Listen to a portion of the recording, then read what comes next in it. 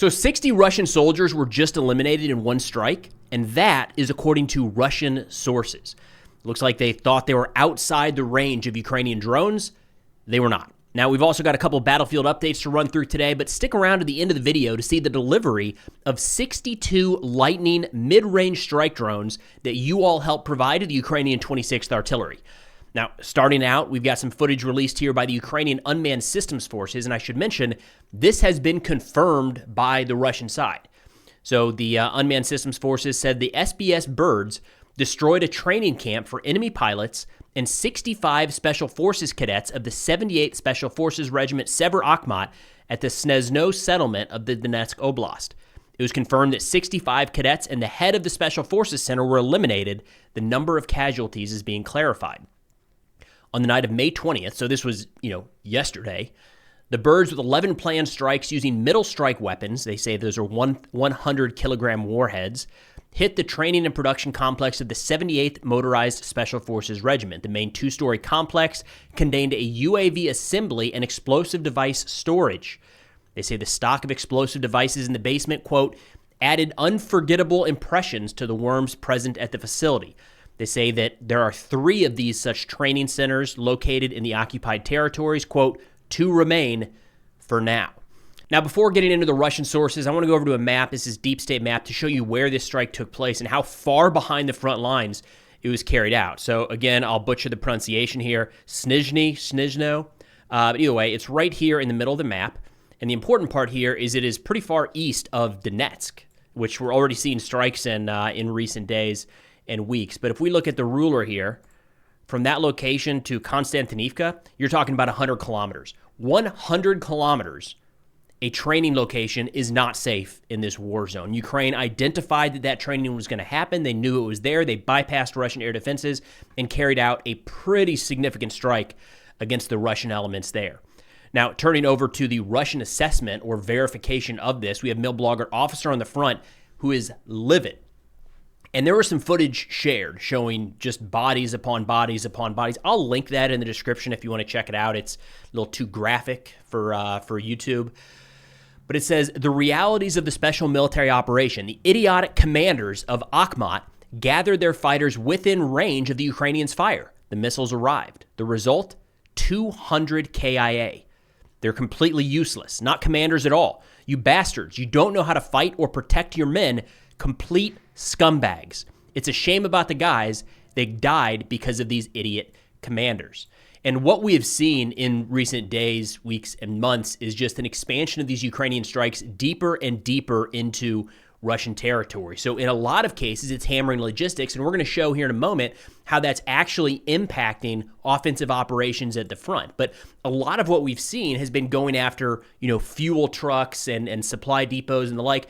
In fact, just a couple of days ago, we got new footage that I'll play here from the Spartan Brigade carrying out strikes over Donetsk City.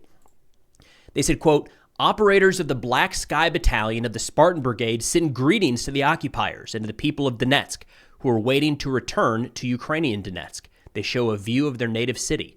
We're already here, and destroying the logistics of the Russians in the temporarily occupied territories of Donetsk region is a part of the systematic effort that leads us to the goal to reclaim our land. And we are actually starting to see that play out at the front. A great example right now is in the Zaporizhia direction, where Ukraine has retaken some territory. And one of the things they point to, and the Russian side points to, is those dang long-range strikes are causing a bit of an issue. Russian Milblogger 2 Major said, quote, on the Zaporizhia front, the enemy has occupied another part of Primorsky and is introducing reinforcements into Stepnohorsk itself, which is particularly annoying due to the previous battles for the settlement. Now, again, let's pull up a map to show you the area we're talking about. We've got some pretty unique footage from Ukrainian GUR here, but this is in western Zaporizhia, right here moving in. Stepnohorsk, right here in the middle of the screen. Primorsky a little bit further north, and there appears to be a pretty significant Ukrainian cleanup operation happening here. And what you'll see both sides talking about is the challenge of getting Russian infantry further and further forward. Now, I'm going to play a clip here that just came out from the Ukrainian Artan unit, and there's a couple things I want you to watch for as this plays.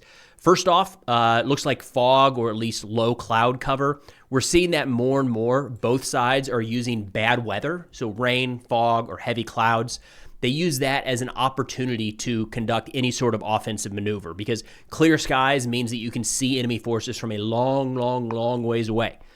Any cloud cover starts to limit that. So it looks like in the background, based off what we can see, there's a lot of blurred areas there. It does look like a bit overcast, so Ukraine waited for that opportunity. Another interesting one here is you're going to see one of the soldiers, kind of the POV of the soldier riding on top of one of these armored vehicles, sticking out the hatch with a shotgun, like downing Russian FPVs as they fly towards the vehicle. So talk about kind of the adaptation of some of these current tactics. But the GUR released this footage, and they said, Stepnohorsk under control. Soldiers of the Ukrainian Ministry of Defense's Special Unit Artan continue to clear the city. During the operation, the Special Forces of Military Intelligence carried out a series of active offensive actions to oust Russian occupiers from the city and stabilize the situation in the populated area.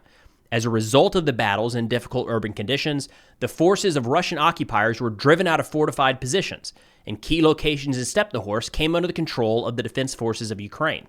They quoted the commander of Artan, Viktor Torotyuk, saying, quote, the assault operations were carried out in a coordinated manner, using aerial reconnaissance and targeted fire strikes. Every building was checked for the presence of surprises and remnants of the occupants' live forces.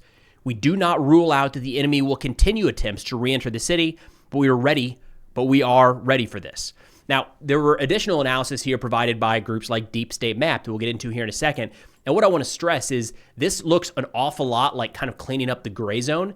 So what we've seen a lot of in recent days, and Russia keeps shooting themselves in the foot for what it's worth, is they exaggerate or outright lie about progress. We had a video yesterday talking about how they just yesterday or 2 days ago, they just made up progress.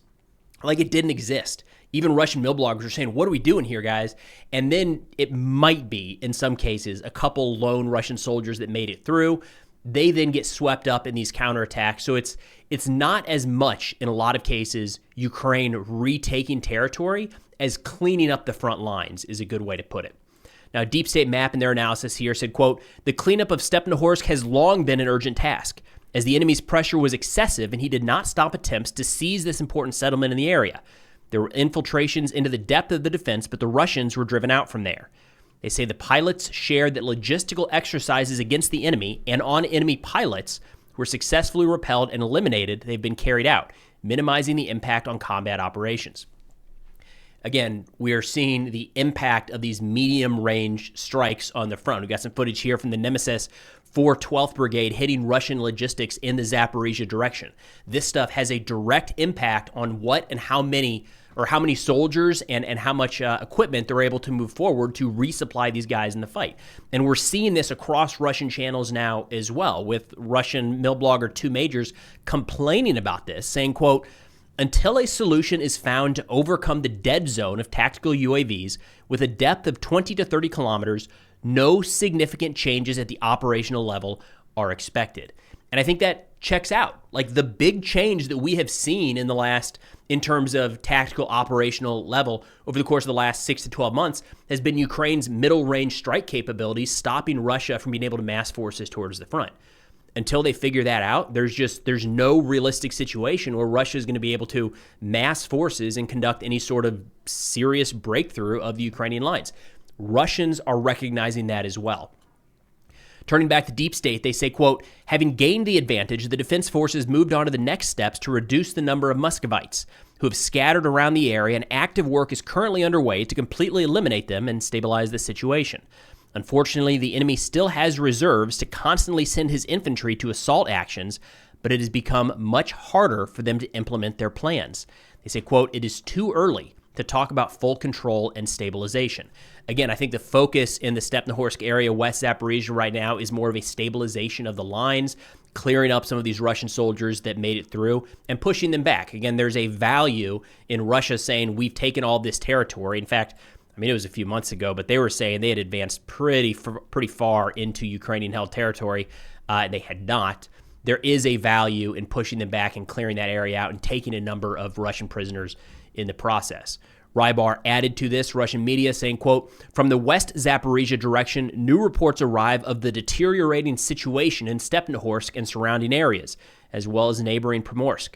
According to objective control footage, the enemy already moves into the settlement relatively freely, which indicates Russian armed forces positions have been lost west of the city." Now, I do think the Ukrainian counterattacks in the Zaporizhia direction, Stepnohorsk, is significant. It's important to highlight not just that they're cleaning up that area and retaking a bit of territory, but it also shows the difficulties that Russia is running into all across the front right now, trying to keep forces resupplied at the front. But I don't want to give the impression that we're seeing that same type of progress everywhere. In fact, the last couple months, technically, Ukraine has retaken more territory than Russia has taken. It's mostly been gray zone, but we are still seeing Russia push pretty significantly all along the front, especially in Donetsk. So when we move over to areas like Pokrovsk, the 7th Rapid Response Corps says it's getting more and more difficult here. Konstantinivka, an update I saw recently from analyst Plyfra, said, quote, "The situation remains stably difficult and slowly continues to worsen."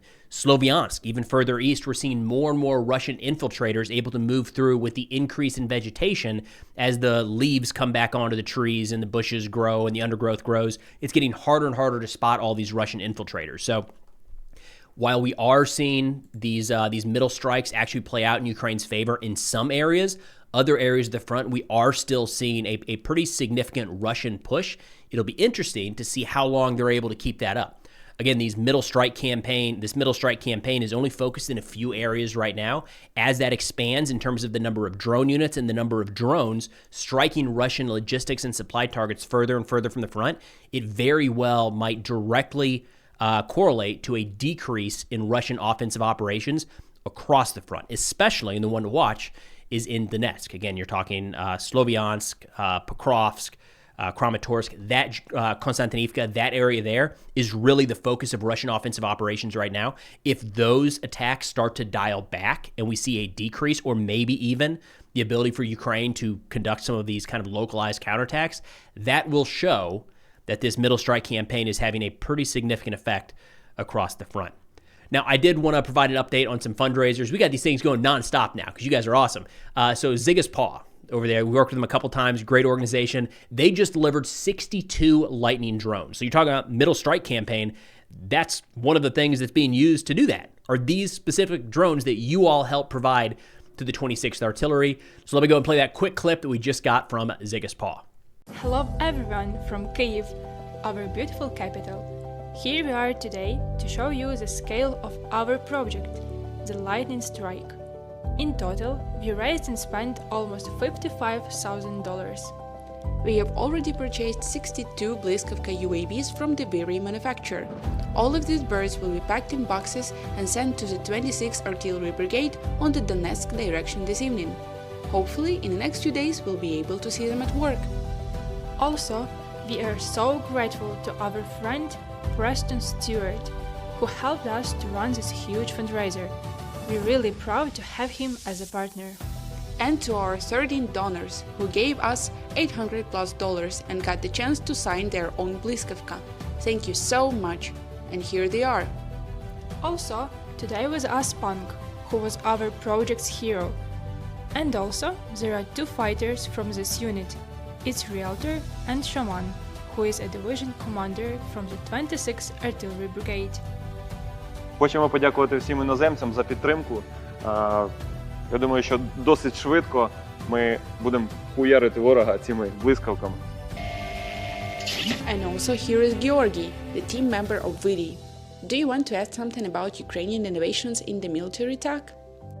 Yeah, I think war forced us to find cheap solutions and scale our manufacture as fast as we can to efficiently kill Russians.